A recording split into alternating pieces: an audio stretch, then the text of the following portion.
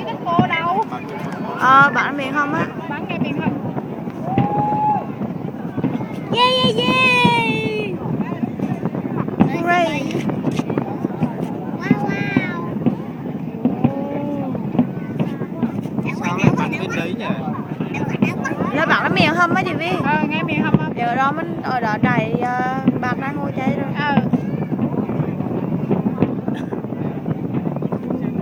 Ủa có thể tìm kìa.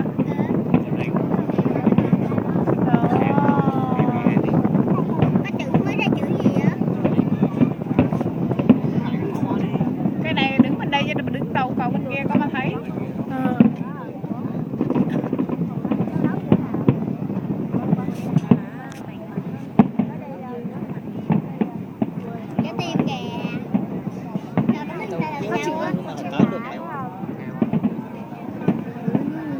Anh chị thấy chưa? Anh chị thấy con hoa chưa? Em thấy rồi nè.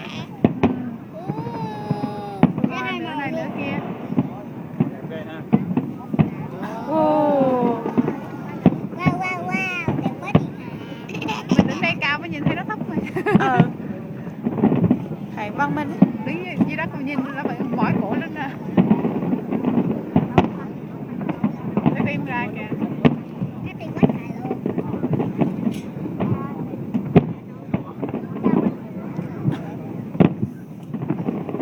Ai Di có kẹo rớt nha.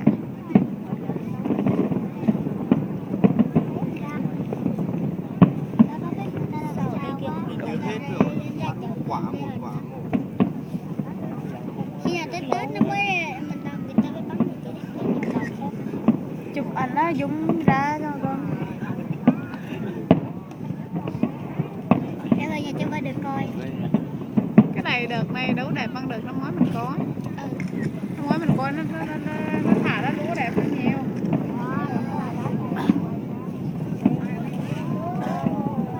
Bạn mới mấy phút cái gì Ồ, quả tim kìa. 15 phút. Lâu lắm. 12 phút mấy đã mỏi tay lắm rồi đấy. Em cầm chưa? Rồi mà cáo tràn ra liên tục. Kể nó làm đội thuyền bắn ở dưới sông thì lên đẹp hơn. Vô sắc. Nó rõ xa bắn chả nhìn đấy. Nghĩ đi.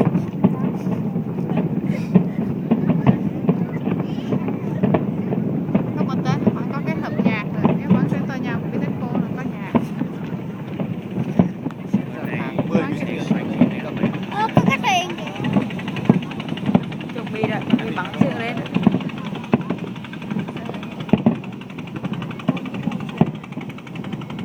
Có điểm gì đâu.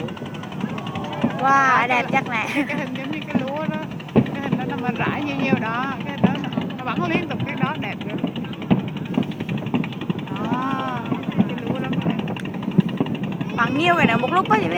Đó nó bùm liên tục cái bông đó nó rượt nó rụt xuống. Có một cái loại gì á nó rụt còn hơn cái đó nữa. Đúng rồi, còn cả nó bắn lên cả là xuống lên. Nguyên một chuỗi á. Có cái pháo thôi nguyên một chuỗi đó nó đẹp. Đó lên thấp quá. Hay lên dưới thấp không à.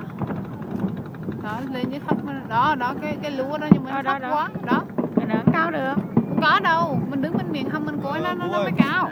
Tại mình đứng đây cao quá. Gọi xe cứu hỏa cái thấy khói lắm quá. Cái tim có hoa màu. Cái tim. Cái tim mình ngược. Tim mình béo phải. Tim. Bị ngược.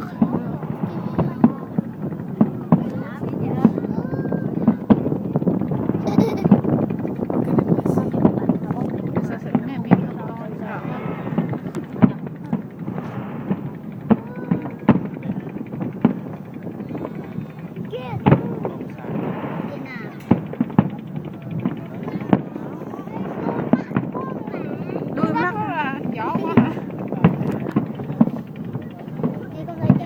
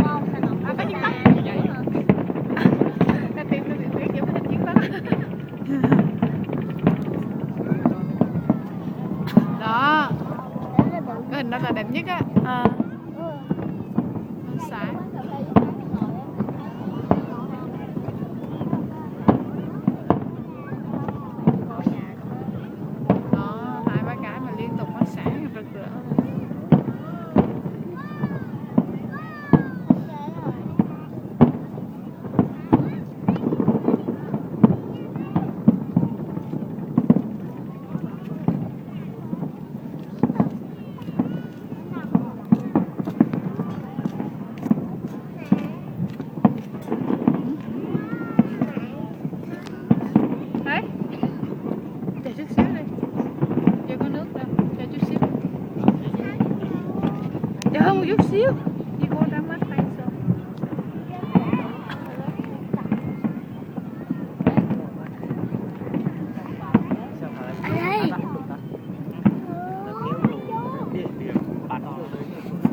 Trời, trong mắt chị Ủa có bông luôn rồi. Pháo bông gặp mặt này. Đó, đó, cái đó mới đẹp. Đó. Đó, cái đoạn này mới là rực rỡ rồi, thấy không?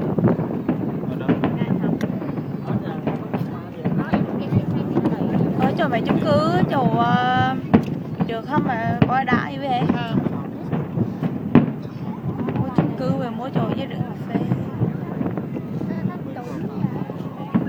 Thấy là cái bị thông rồi mình. Ủa ở chỗ nha, theo ở đến Tân Cam Nhất là có thấy không? Không. Không đúng à? Hết gì vậy? Homeland á. Nhìn rõ lắm. Không biết lén hả? Không đi lên một quá.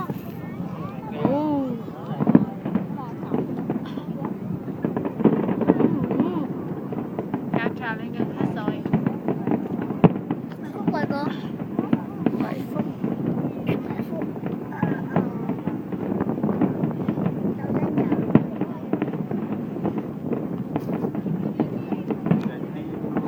Mình bị đứt quãng nhiều quá.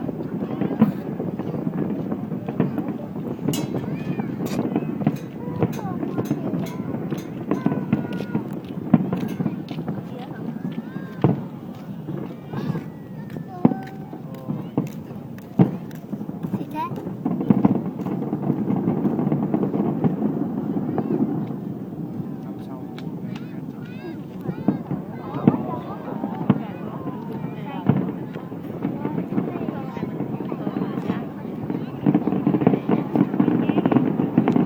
Đẹp không? Cái này phải đứng dưới mới coi rõ được. Cái đứng cao quá. Để nó chụp rõ cái cho nãy chụp nó không thấy gì á. Thấp quá á. Tại vì bắn ở dưới đất mà tưởng nó bắn trên tòa Vitico thì nó mới cao. Máy hồi nãy bắt được kêu ở bên quán cà phê là ngó thấy gì đâu. Thấy cái có. Đi qua không thì có.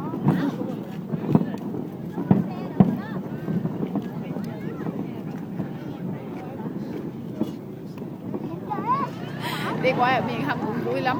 Biết sao không? Đẹp. Cứ cảnh không biết là con hay hết rồi cái ló chạy thôi là thiên hạ xong cái thiên hạ tú ra là chạy không kịp luôn. Ui, nó bắn lên